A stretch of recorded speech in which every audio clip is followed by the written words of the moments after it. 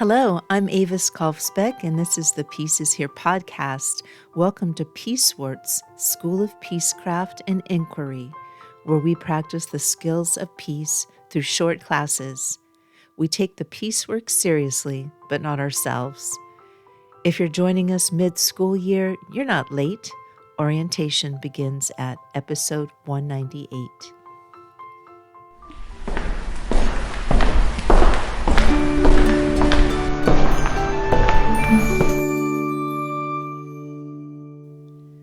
Welcome back to Peacewarts, Peace Scholars.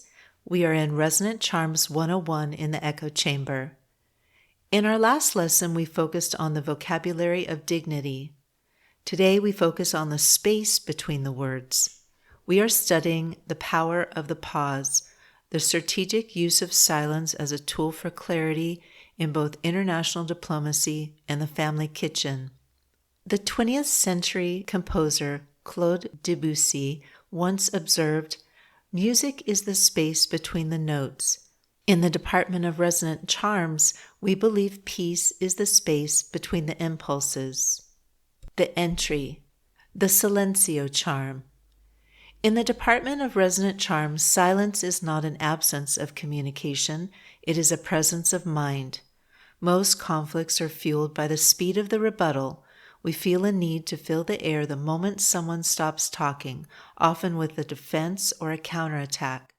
A peace scholar uses the silencio charm to widen the gap between a stimulus and a response. By refusing to rush the frequency, you allow the other person's words to land and their nervous system to recalibrate. Physiology must always come before vocabulary. The history. The global architecture of silence. To see how silence saves lives, we look to the extreme conditions of Robben Island. Nelson Mandela and the prison council required a full silence after any insult before replying. This prevented the humiliation spirals that guards exploited. By mandating a pause, the prisoners ensured that their dignity remained their own. In high-stakes diplomacy, the pause is a tactical shield. During the 1986 Reykjavik Summit, Reagan and Gorbachev chose to sleep on it rather than force a deal through exhaustion. Similarly, during the 1998 Good Friday Agreement, Senator George Mitchell repeatedly recessed talks when language hardened, refusing all-night pressure.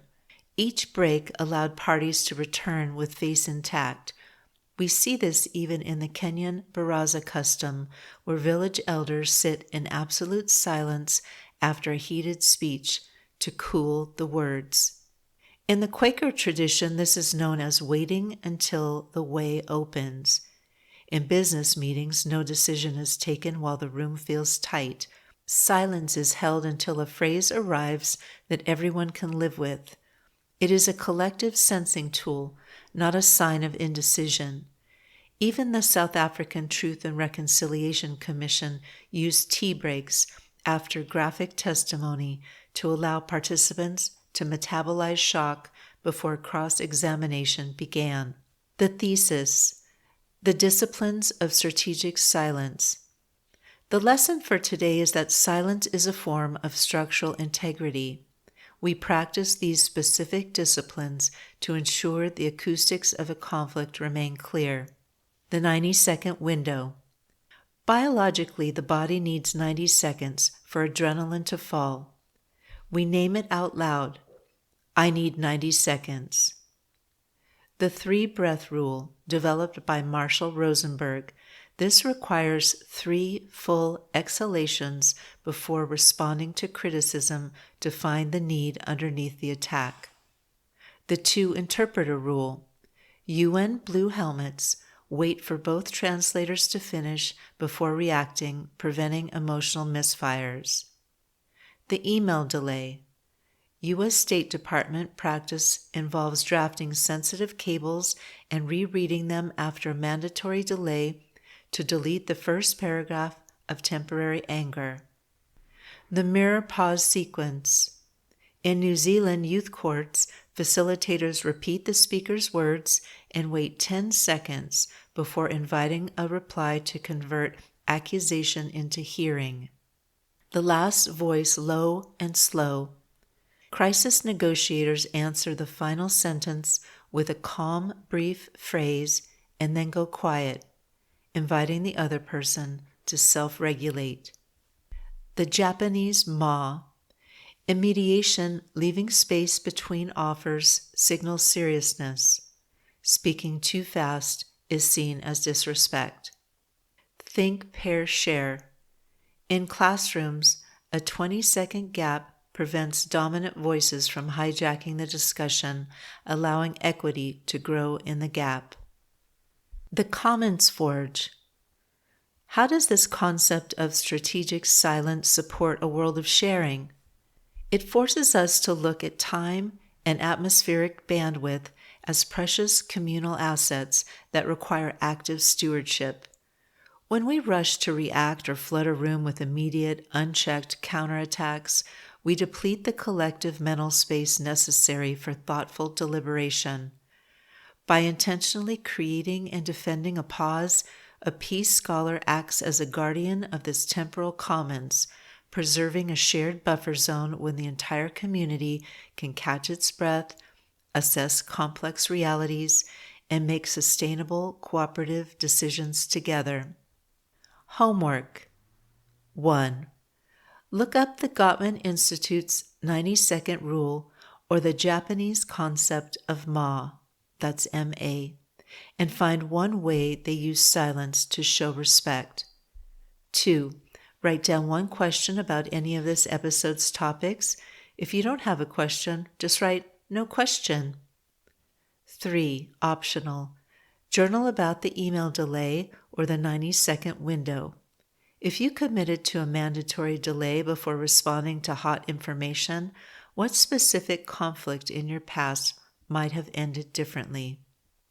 If you'd like to read more on this subject, some book suggestions are The Art of Communicating by Thich Nhat Hanh, which beautifully details the spiritual and practical power of absolute silence and deep listening as essential tools for clarity in family and community life, and Silence in the Age of Noise by Erling Kagge, that's Kagge, a brief, impactful text exploring how strategic pauses and quietude allow us to process truth and override reactionary reflexes. These are also in the show notes with the homework. The Clear Signal. A clear signal is a patient signal. You do not have to catch every ball that is thrown at you. Sometimes the most powerful thing you can do for peace is to let the silence do the talking. Until our next lesson, keep your heart in the harmonic. Class dismissed. Thank you for listening. If you're looking for your next read, I write books about strong friends, wild places, and a future worth the effort. The Pedro the Water Dog Saves the Planet series follows two best friends, Tilly and Camus, strong, funny, and in love with the wild world, who decide their small choices add up to something. Hopeful eco-fiction for grown-ups, climate fiction without the doom. You can jump in anywhere or start with book 1. In one more year, Tilly can swim like a dolphin and run like the wind. She just never learned to cycle, which is a problem because she's decided to attempt her first Ironman. Her reason isn't glory. It's a quiet, stubborn idea. If one ordinary person can finish something this hard, maybe a whole town can be talked into buying less, wasting less, and keeping their stuff longer. One more year. To pull it off, Tilly leans on her best friend and coach Camus, tattooed, tequila-loving, and exactly the voice you'd want yelling at you from the shore, plus a gruff, retired cycling pro hiding out on a private island, a pack of maverick mountain bikers, a salty old pirate named Ike, and Pedro, her devoted water dog. Together they train, scheme, fall a little in love, and slowly realize their northwest lake town of Sandglass is facing a threat bigger than any race. My books are available wherever books are sold, including at aviskolfsbeck.com. Podcast music is by Javier Peque Rodriguez, and the track is I Am Late, Madame Curie. Sound effects are from Pixabay. Regarding peace, we need not delay or despair. We are not late. We are right on time to love. We are all scholars of peace. Listen for the peace.